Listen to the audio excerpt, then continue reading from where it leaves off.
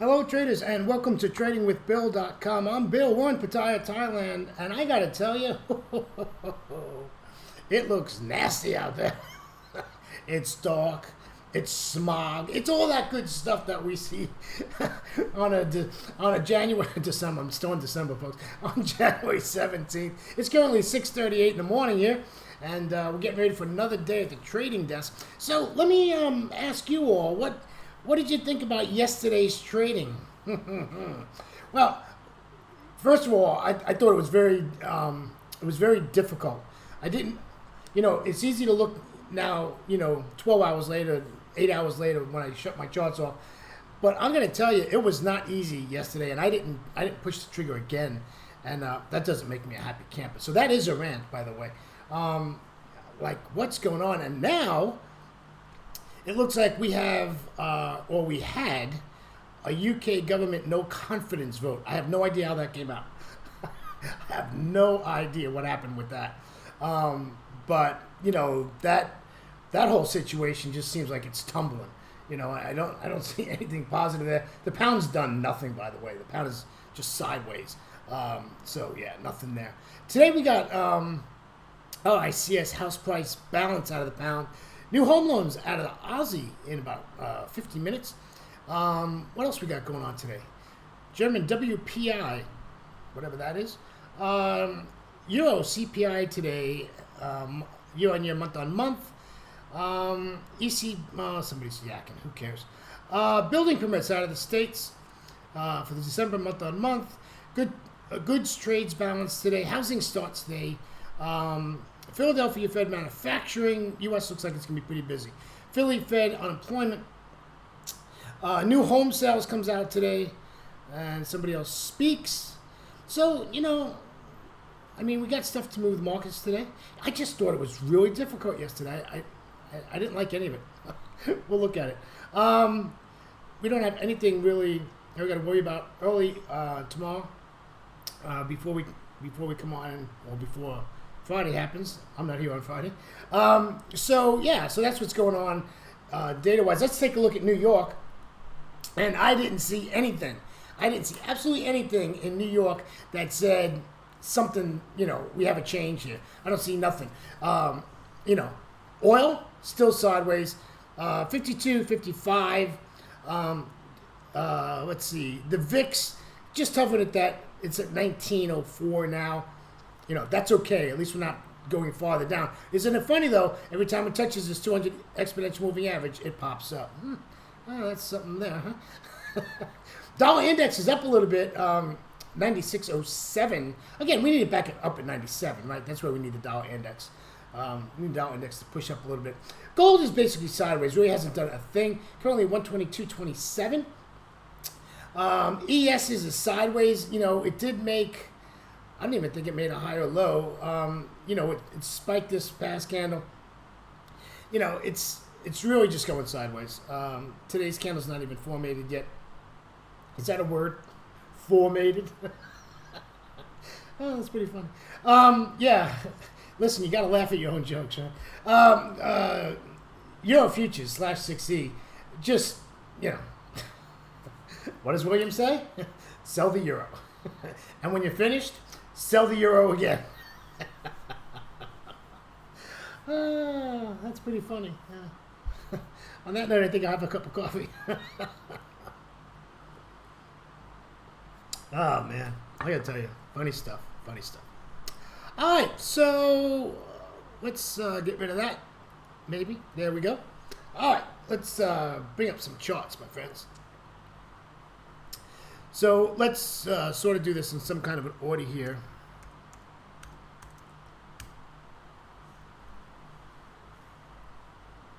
So here's our mode we did yesterday. And, this didn't make it up to the 50. It made it up to the 55, which we talked about. That was a good chance that was just going to make it up to 55, and it was just going to dribble down. And you know what? It did. There was a trade here, right? Doji. And then, right, indecision, then the decision candle to the downside, and you could have taken it down there. That would have been your entry at 14.10.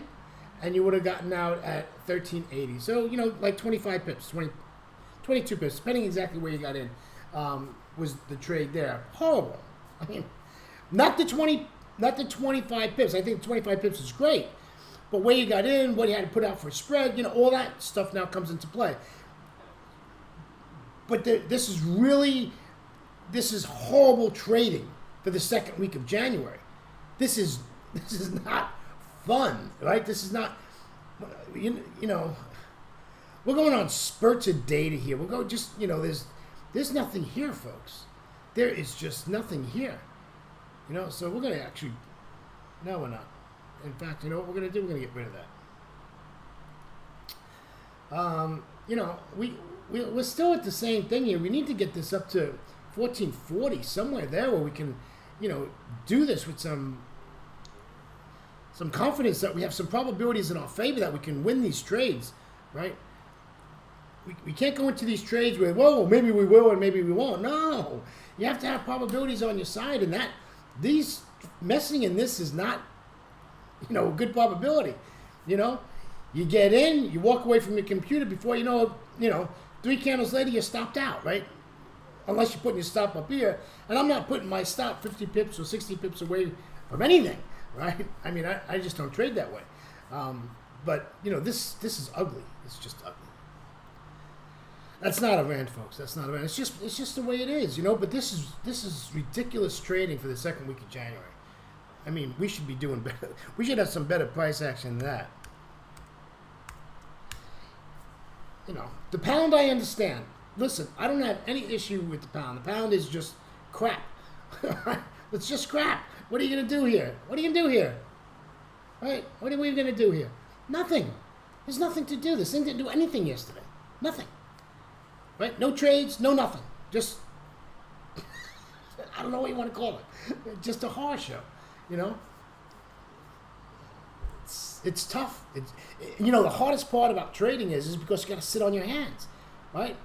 Because we're taught, I say this all the time, we're taught as little people, when we're little people, and we come into life, that when you go to work, you got to be physically doing work. Well, in trading, it's totally the opposite. You know, the trader that says, I'm bored, well, I know he's doing the right thing. He's not getting into stupid trades, and he's not clicking the mouse every 5 seconds. Not that there's anything wrong with that if you're a scalper. You know, if you're looking for 10 pips or you're looking for 5 pips, that's fine. But I don't even think a scalper likes this. Right? There's nothing here. This is just nasty. Just totally nasty trading. Don't get in it. Don't do it. Don't do it. Looks like this Aussie might have made a move yesterday.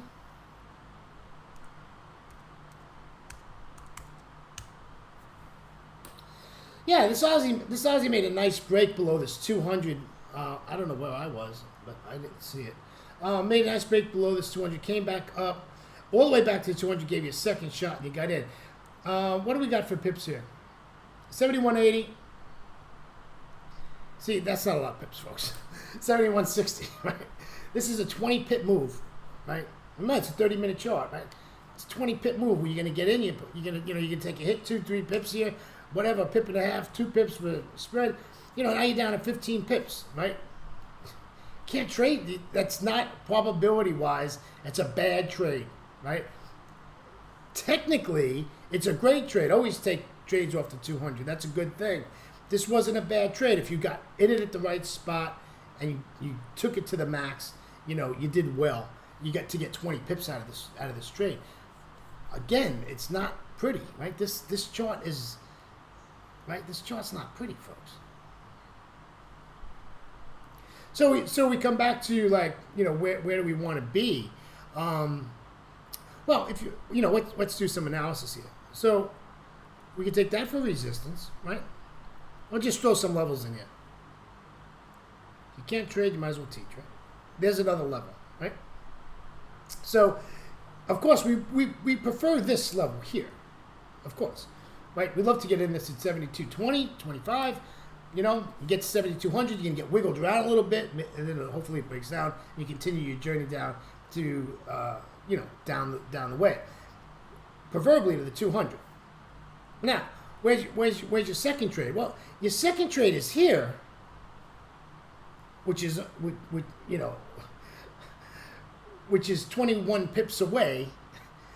And now you got all this, right? This is a nightmare, folks. If we got to trade down into this, this is a nightmare. So I guess, you know, looking at this, how you would want to trade this is you want this back up to the 200 and then bring it back down again. But you're going to get into the same thing, right? Like, I don't see, how are we going to get away from this mess? I mean, as far as this week goes, I think it's just shot. I mean, the Aussie dollar, I don't think really cares whether there's Brexit or not. I don't think it affects them at all, you know. But we're just not seeing nothing. And again, the VIX is at 17, right? you know, 3 weeks ago the VIX was at what, 26, right? 25, 24. The VIX is at 17. You know, I mean, yesterday was at 6. You know, I don't understand it. I really do not understand it. Can't believe this pound. Amazing. Absolutely amazing. Let's take a look at the New Zealand dollar. Looks like it made a small move here. So let's take a peek here.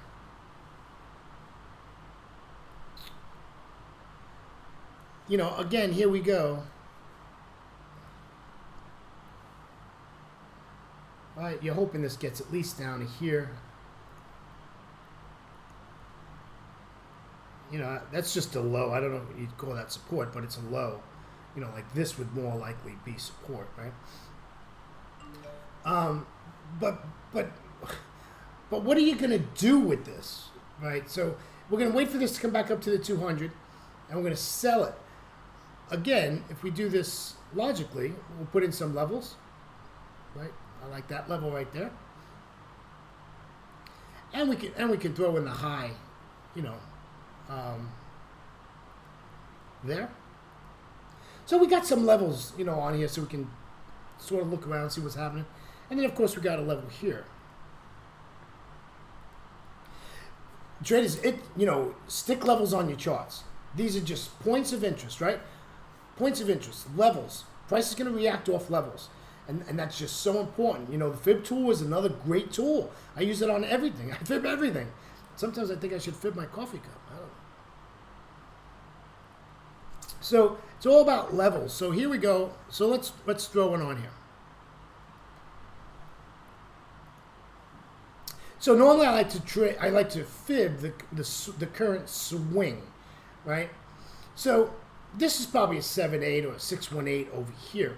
But let's do something a little bit different. Let's take the whole swing here, and we'll bring it out. Let's just take a look at what we got here. So when we do the whole swing of the whole chart, you know, we come out here where we're actually at the 50%, just around the 50% fib of the complete swing of this chart. So that just gives me an idea. So we're going to get rid of that, and we're just going to do it again. And you know, I always like to take the last swing. There we go. I always like to take the last swing and see where we're at. So we're just above this. We're actually we're at 6.18. Oh, that was a good guess, huh?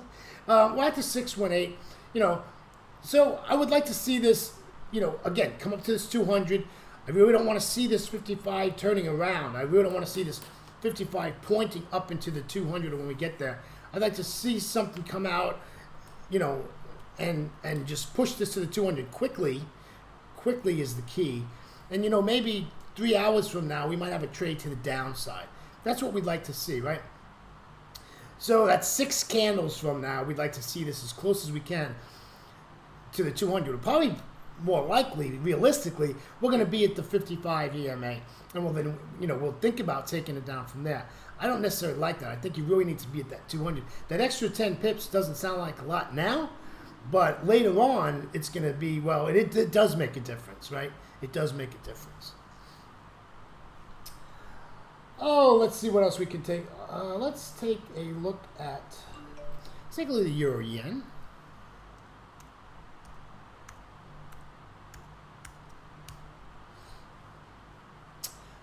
Well, this everything we looked at, this doesn't look too bad, to be honest with you. Let's get rid of that. That apparently didn't work. Let's throw some levels in here. All right, boom. Now we got some resistance there. Let's put something there. Yeah, so I don't, the problem here is what? The problem here is we're coming into all this Forex junk again, right? We got a battle. First of all, the 10 is underneath price. We don't want to take...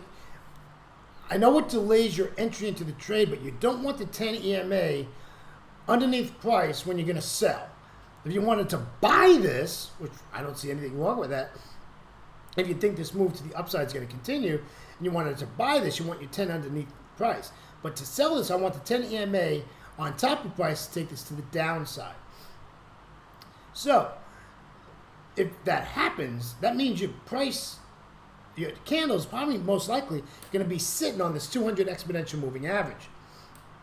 And it's just going to do this, right? It's going to bounce back and forth. So I really don't see any trade here, I don't see anything. Look at this 55 pointed straight up. Remember, angle and separation is important when we look at our EMAs, right? We need to understand what angle and separation is, right? So let's see if we can see. So here's one. So here, angle and separation, right? To the downside, 55 to the downside. And then you can see that we've got the 10 just riding to the downside.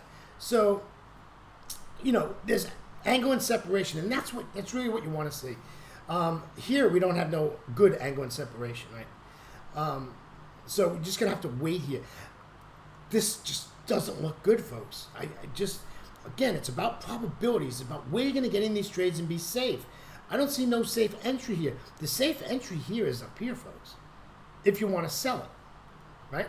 If you want to buy it, if you're saying, well, I'd rather take this to the upside, and that's fine. I have no problem taking it to the upside. But you got to be up here. You have got to be up there to take that to the upside. You got to be above that resistance level, above the 200. You got to take out those highs, a close. So you're looking at about 124.50, right? And you're going to take that to the upside. So that's how I would look at that. The upside, to the positive of the upside, you got a nice wide open space here. There's not a lot of Forex junk. And if you took this to the upside, it looks pretty decent. The problem is the euro is weak, and I always say the yen is pretty much neutral. It's a really neutral pair. It doesn't do a lot, right? It has its moments, but it's not. I wouldn't say it's a strong pair. I wouldn't say it's a weak pair. It's a neutral pair. So you almost got weak against weak playing here. And that's not a good thing when we trade, right? We don't want weak against weak or strong against strong. We want opposites of each other. So I don't know. It's worth watching today. It's worth seeing if we can get 30 pips out of this today, or 25 pips out of this today safely, with the probabilities on our side. We need probabilities on our side, right? Well, traders, that's about it for me. I don't see anything else out there.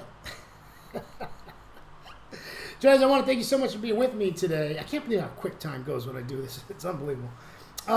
Yeah, just trade smart, right? Trade smart, and just stay with your plan. Stay with your plan, and don't deviate, right? Don't add to losers. Don't add to losers. That's a Thursday trick there. Don't add to losers. Traders, thanks again for being with me this week. We'll see you on bright and early on Monday morning in Asia. Traders, always remember to trade smart, not hard. We'll see you the next time, but let's have a little bit of fun, and we'll catch you Monday morning. Take care, my friends. Bye-bye.